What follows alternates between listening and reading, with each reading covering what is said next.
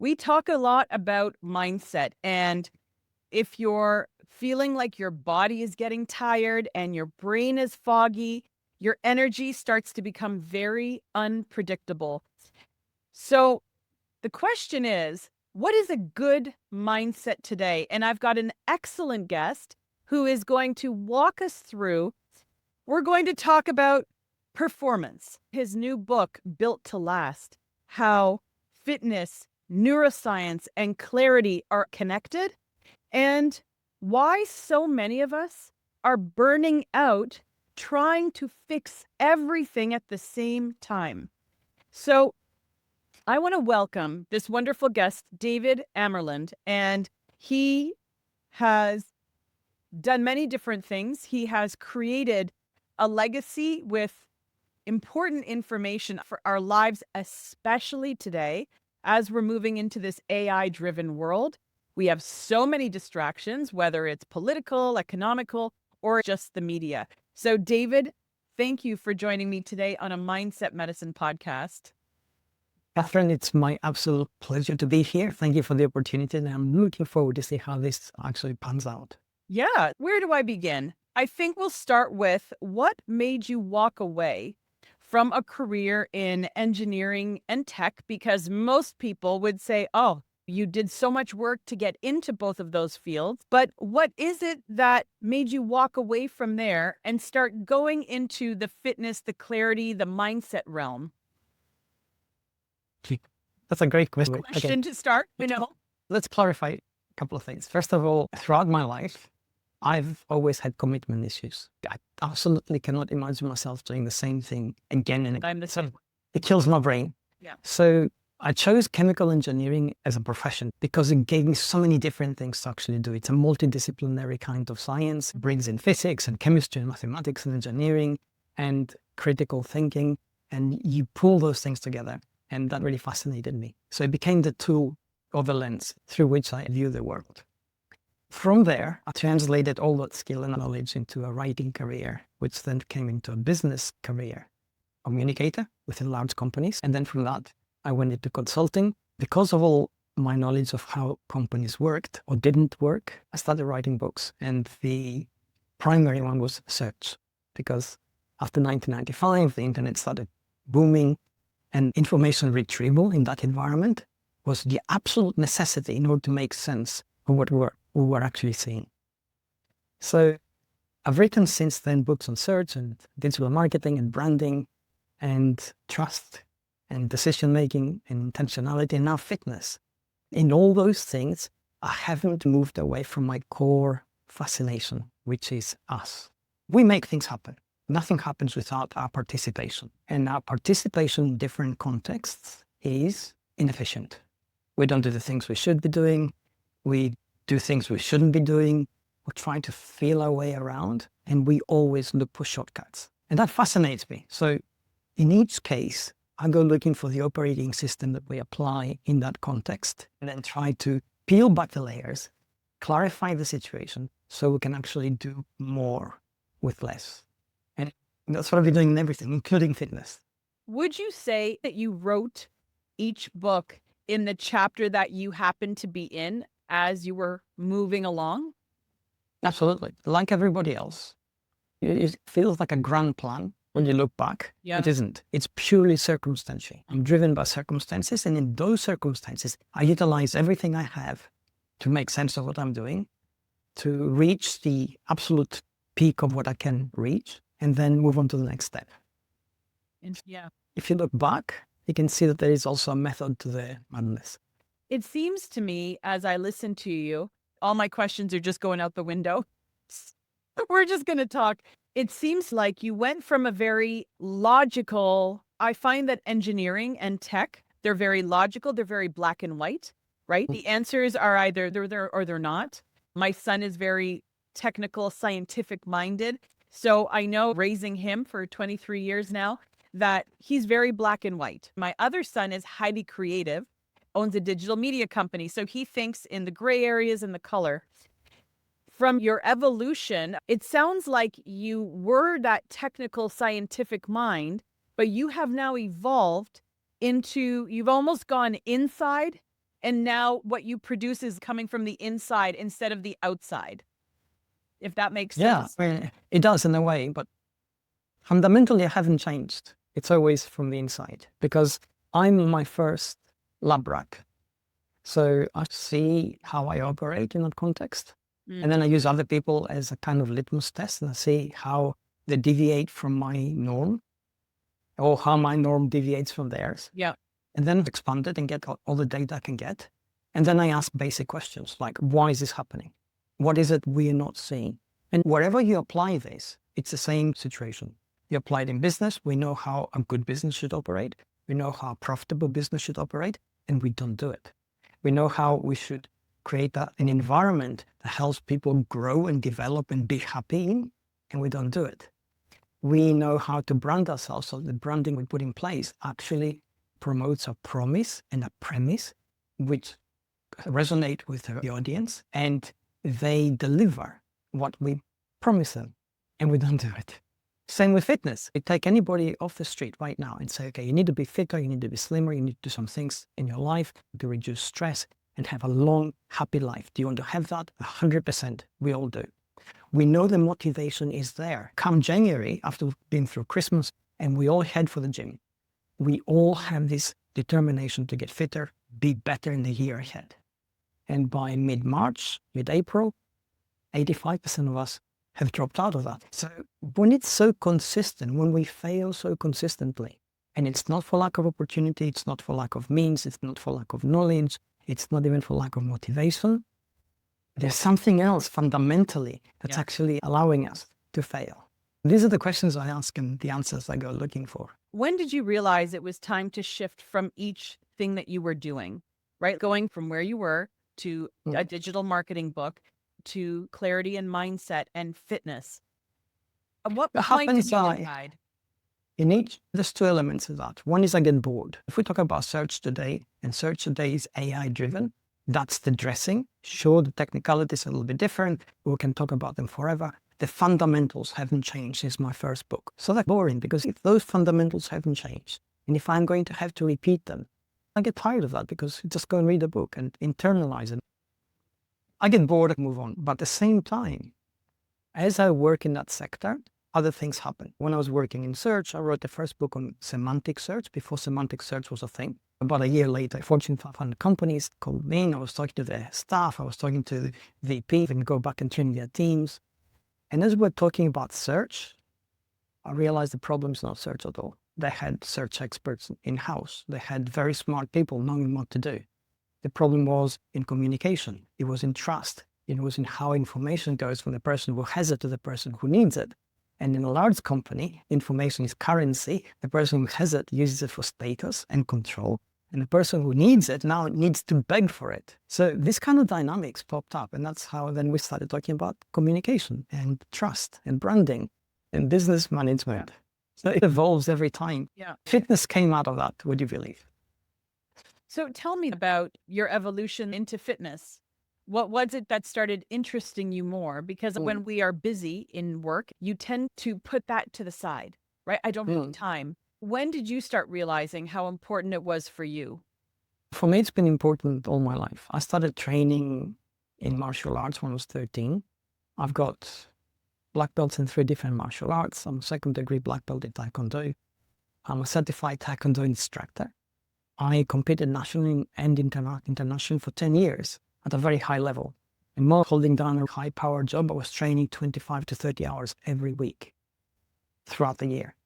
So that was my thing. And it was both kind of thing that kept my mind sharp and my body functioning. Within that time period, it was also, and this becomes evident to me in retrospect, it was my safety valve. So I blew off steam and decompressed. So when people used to ask me, what must I do to get fit? The answer was, how should I know? Because what works for me is not going to work for them. And if I was going to be prescriptive, there's your recipe for failure. They couldn't follow it.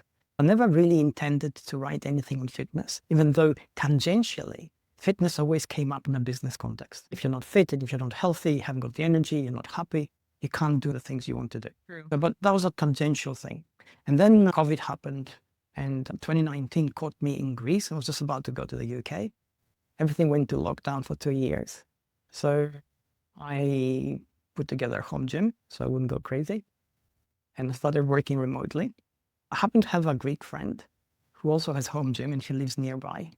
And once a week we'd get together and drink. It's a social thing, discuss things. He used to come in and tell me the latest fad he read about or the latest myth or something he saw. I'd go back with studies because if something happens, we must understand why it happens or why it doesn't happen. So over a period of 2 years, of those extensive discussions, they became the seed for Built to Last. So why don't we just go into that? Tell me about your new book, Built to Last. The book itself is a blueprint. It allows the person who reads it to understand why they are the way they are. Why don't you want to exercise when you should? Why doesn't your diet work? Why doesn't your exercise regime work? What should you be doing in order to change the approach you have to exercise so you can actually do it? So it allows the persons that go from chapter to chapter to understand the difficulties they're having, to normalize them, because we all feel the same things. And then it gives them specific techniques to overcome those difficulties. And then it gives them specific workouts, which they can also customize to their level, but also to their time. So if you only have a couple of minutes in a day, there is a workout that does take 2 minutes to do.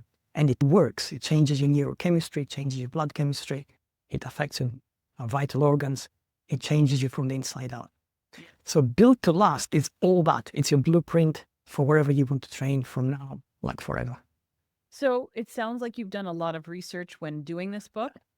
Why do you think so many people sabotage their own health? It typically goes hand in hand with fitness, right? Everyone has that resolution in January, and I'm going to join a gym. And then by January 30th, the gyms are empty, right? It's just the people who have this built-in muscle that they just keep going because it's just what they do. Why is it that you think, or maybe you've discovered, why people self-sabotage like that? It's a multifaceted answer to a relatively simple problem. The problem is we want to do something. We have the means to do it. We have the access that is required. We 100% agree with the logic of the action, and we fail to follow through. That's the problem. Why does this happen? Several levels. Let's start with a very absolute basic one. We are hardwired to exist in a different world from the one we exist now. So if you and I lived 10,000 years ago, sorry, not even 10,000 years ago, let's go back 100 years ago. Every day you'd have to walk to the market, you'd have to carry heavy things around, you'd have to do some kind of manual activity to clean the house, to cook, to prepare the food. You'd be exercising all day long, right, without actually exercising, because that's life. And you wouldn't have a choice, because that was everyday life. That would keep us healthy, would keep us fit, would keep us slim, would keep our mind sharp. And we don't have that. Yes. So that's one element. The second one is, and we failed to take this into account, but let's go to the next one. The next one is that every time we want to do something, we tend to have this mentality that's actually all in or nothing. So we try to do too many things at once. After coming off the Christmas holidays, we all want to exercise. We are relaxed, we are de-stressed, we're well fed, and we are planning ahead because we have the mental bandwidth. Think of all these changes we're going to make. We're going to change our diet. We're going to change our career maybe. We're also going to change our fitness regime. All those things together energetically are massive. They're going to crush us. We start off with all that freshness. 4 weeks in, we're tired. 8 weeks in, we start to drop out. 12 weeks in, 15% stick it. 85% do not. Yes. And it's perfectly logical. If you and I made that kind of massive change in our life without a vital life or death motivation, we wouldn't be able to stick it. It's true. 100% is true. After my health crisis, when I was 33, I had a massive heart attack. Then I had multiple heart attacks from that. Then I had triple bypass surgery. Then I had a minor stroke. But all of that, while I was living in Europe, it flicks a switch in you. And it doesn't, and to me, it didn't matter that the switch is fear. It was, I need to just keep my heart, the arteries circulating, the blood circulating. To me, that's really one of the main things that has kept me alive all these years post-surgery, because they told me within 5 years of that surgery, women have to have it again because our arteries are so thin But here I am 20 years post-surgery. I know for a fact that it was my mindset. It was educating myself on nutrition and food.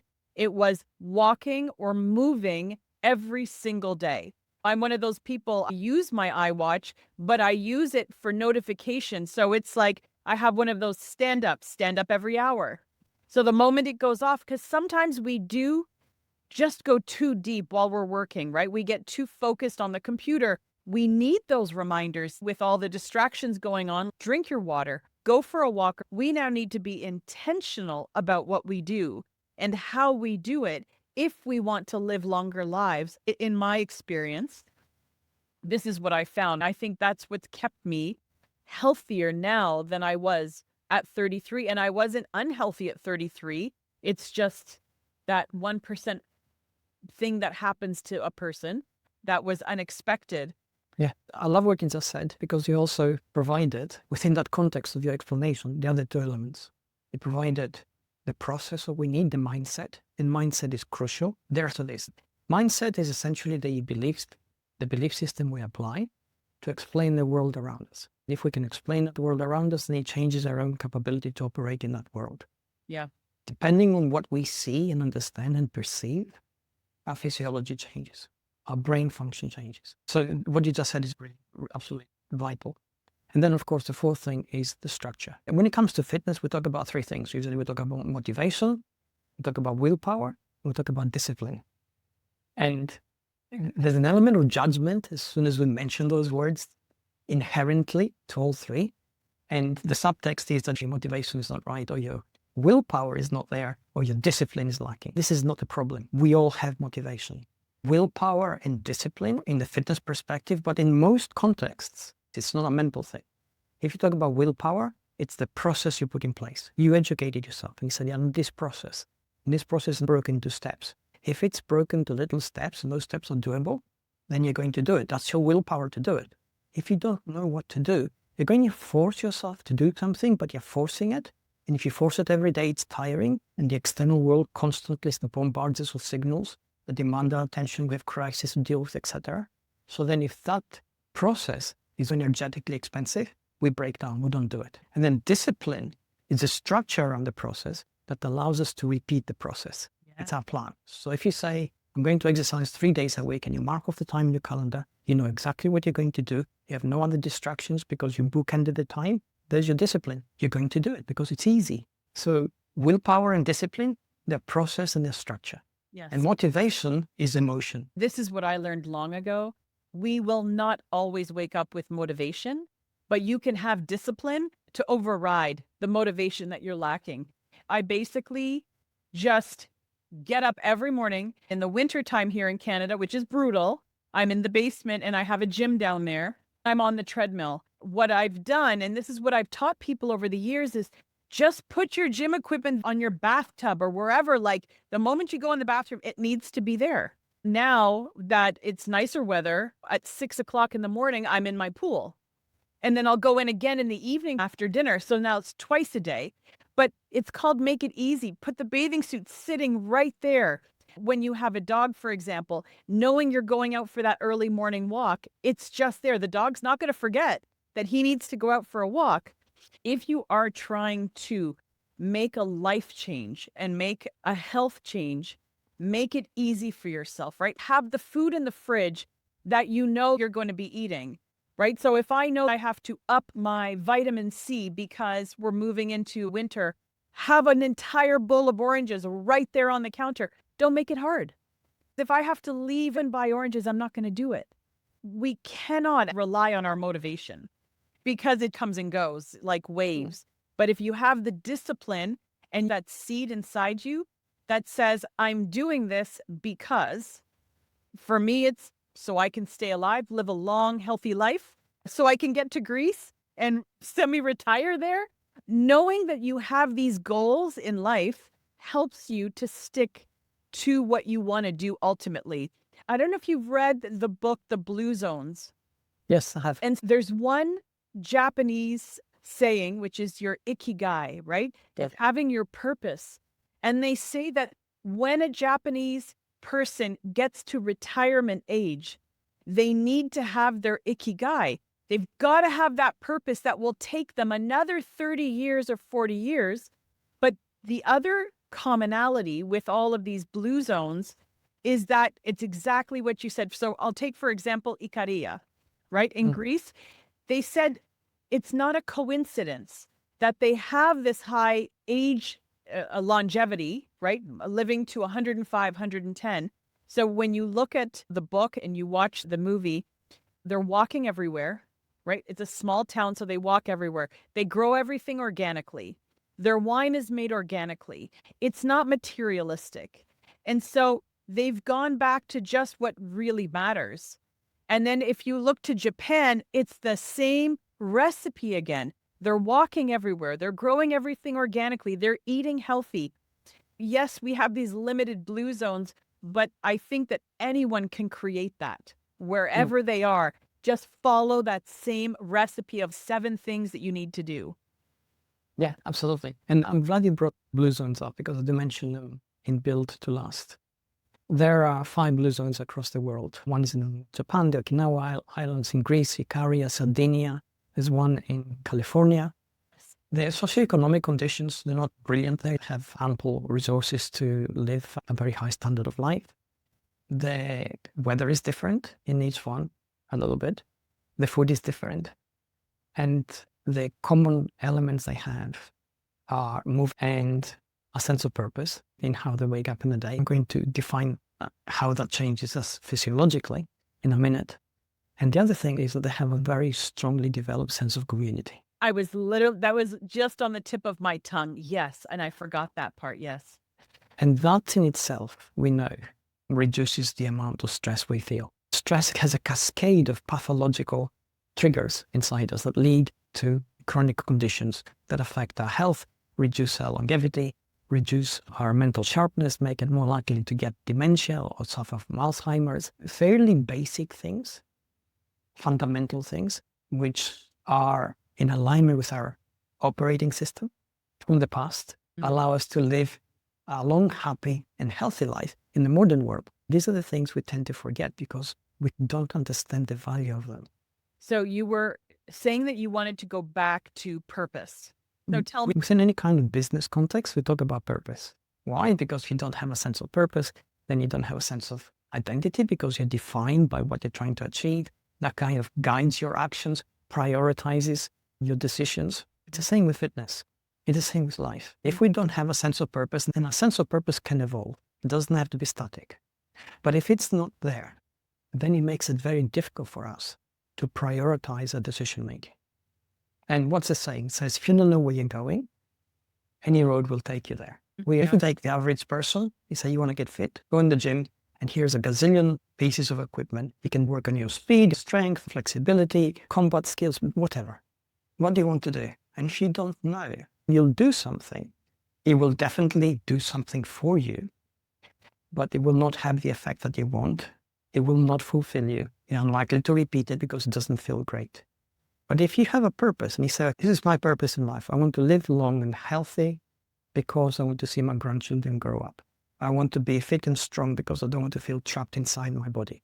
The definition we apply to purpose within the context of fitness is going to be highly personal if it isn't going to work. But the moment we have it, this is what allows us to prioritize. What are we going to do? Are we going to walk? Are we going to run? Are we going to play basketball? Are we going to lift weights? Are we going to do all those things? How are we going to do them? In what order? And that also becomes the metric which we apply in order to see some kind of progress, which keeps us feeling that we are getting better. It keeps us motivated, keeps us focused. It keeps us happy, keeps us evolving. And it all starts from that simple purpose of why are you doing it? What does it actually mean to you? So yeah, this is how important it is. And we know, and all these things we just discussed, they are abstract. But from our physiological point of view, we know that if you have purpose in actually performing a particular exercise with the intent to gain the maximum amount out of it, the difference between somebody lifting, let's say, barbells blindly, listening to music, but spaced out, and somebody actually paying attention to what they're doing in terms of the effects they're going to get can range between 5 to 15%. So the person is actually focused on developing their strength. because they know what it means to them to actually be strong. Exactly same exercise, same number of sets, will get more out of it. And why? Because the brain, sensing the importance of that, reprioritizes how it allocates energy. And then the body is more inclined to take that energy and carry out the energetically expensive physiological changes we need. Stronger tendons, stronger joints, stronger muscles or bigger muscles, whatever it is we are aiming for. Yeah. And I know that there is this connection, a domino effect of once you have that purpose as to why you are working out or exercising or walking every day, whatever it is, that then translates into, then I feel better when I eat better, right? And then when I eat better and I drink more water, I feel better. And it's interesting because as well as you can build that discipline, you can also undo it quickly. I found that I'll just eat this today. Because I ate that today, then I'll just have this today. And then it can be all undone. But what people don't understand is you can very quickly get back on and start the whole rotation again. You just need to be intentional about it. And I think that people think that it's supposed to be easy, and it's not. It's this muscle that you have to say to yourself, no, I'm getting back into it and I'm going to start it again. And it's okay if I got off for a little bit, I can get back on. I think it's just when people give up so quickly rather than, no, I'm going to try this again. It's really just you at the end of the day. So you have to decide for yourself what's important to you. Yeah, absolutely. And I'm going to unpack what you just said. I'm going to unpack it from a scientific point of view. Now, the first thing is the negative talk we have with our heads. If we go back 10,000 years ago and get a couple of guys coming out of the caves, one of them says to the other guy, look, why don't we go over those mountains in the distance and see what's happening on the other side? And the guy next to him looks at him like he's going crazy and says, we haven't got any support system. There's all these animals that want to kill us. There may be tribes, people who are hostile to us. Are you crazy? You want to do this alone? And the guy says, yeah, and goes off and does it. And of course, what happens is he never came back. So the people who did stay and did survive and passed on their genes to us, this negative self-talk saved them. And we have the remnants of that in our head today. So when we fail in something, that negative self-talk is there. It tells us we're not worthy. It's too big for us, too difficult, too risky, too much of a change, too technically demanding, whatever it is. And it's absolutely logical. If we listen to it in the modern context of our lives, it holds us back. So that's one element to it. The other element, which you said, it's difficult to be intentional. We have to plan everything. We have to motivate ourselves. We have to push ourselves to do these things. And then the moment we stop, it's so easy. And then it's so hard to start again. Anthropologists who have been embedded in the few remaining hunter-gatherer tribes in the world, which are isolated in the jungles of Brazil, and they stay with them between 5 and 6 months. Those people walk on average 19,000 steps a day. That's their average walk. They're going to have to dig for their food. They're going to have to run at some point. They're going to have to hunt, and they're going to be energetically expensive for them to do. And that's their every day. They're lean, they're strong, they're fit, they have good cardiovascular fitness. And what do they do when they don't have to do anything? Nothing. Yeah. They don't go lift weights to get heavier muscles. They don't go in and throw their spears to get better at it. They do absolutely nothing, socializing. And why?